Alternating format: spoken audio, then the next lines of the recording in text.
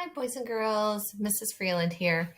So today we are going to add a little bit more, another piece to our books, and it's a very important piece. It's a piece of information for your reader that's something they should watch out for or be careful of. So this is a Gail Gibbons book that she wrote about pumpkins, and these 2 pages are all about how to carve a pumpkin. So we're going to listen to just these 2 pages.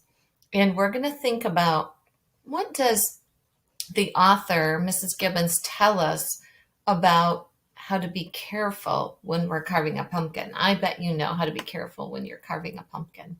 There's a couple things she says. Let's listen to the book. There are pumpkins. It's great fun to carve pumpkins into what you want them to be. Funny pumpkins, scary pumpkins, beautifully carved pumpkins. Would you like to know how to carve a pumpkin? Okay, first, always have an adult help you. 2. Take a knife that is not too sharp or a special cutter used for carving pumpkins and cut the lid of the pumpkin. 3. Take a big spoon and scoop out the seeds and insides of the pumpkin. You can save the seeds to dry and eat later or to plant for next year's pumpkins. 4. Draw the design you want using a pencil or a washable magic marker. 5.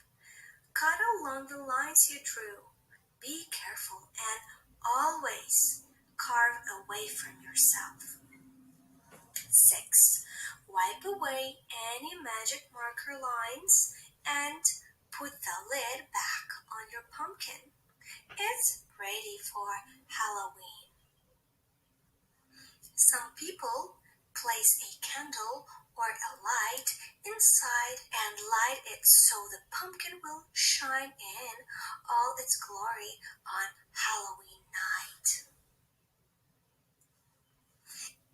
Okay, boys and girls, I'm going to go back just a little bit. I think she forgot a little bit.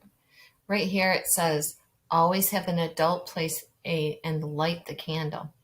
So boys and girls, are there a couple things that you need to be careful of when you carve a pumpkin? Maybe you wrote about that for your how-to, right?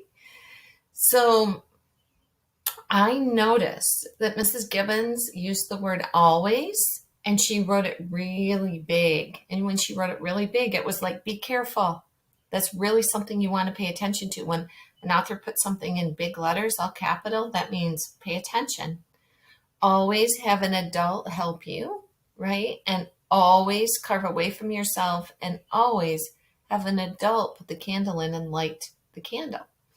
So boys and girls, that author put in some things that you need to be careful of, like always having an adult to help you with sharp tools, always carving away from yourself, and always having an adult help you with the candle and lighting it. So these are things that you need to know to be safe when you carve a pumpkin. I wonder if there's anything that you need to be safe of when you have your how-to book, and things that you need to let your readers know that they need to be careful of. Do you think we can do that? Let's look at our basement cleanup book that I have over here. Kind of started. I don't have the pictures done. I'm wondering, first you must pick up the Legos. Maybe that's so no one steps on Legos, because we know that hurts, doesn't it, when you step on a Lego with bare feet. How about next you must pick up the animals and put them in a basket? I don't think you have to be careful picking up stuffed animals, do you?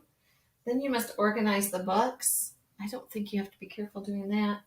Finally, you vacuum the carpet and you go around the furniture. Do we have to be careful when we use a vacuum?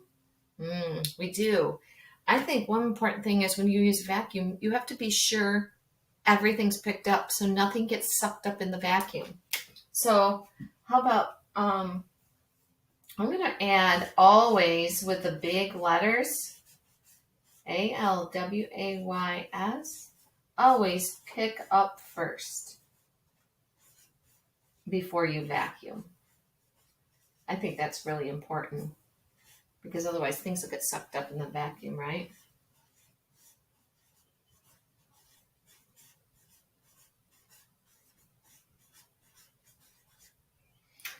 Do you think there's another thing that we need to do to have people be safe?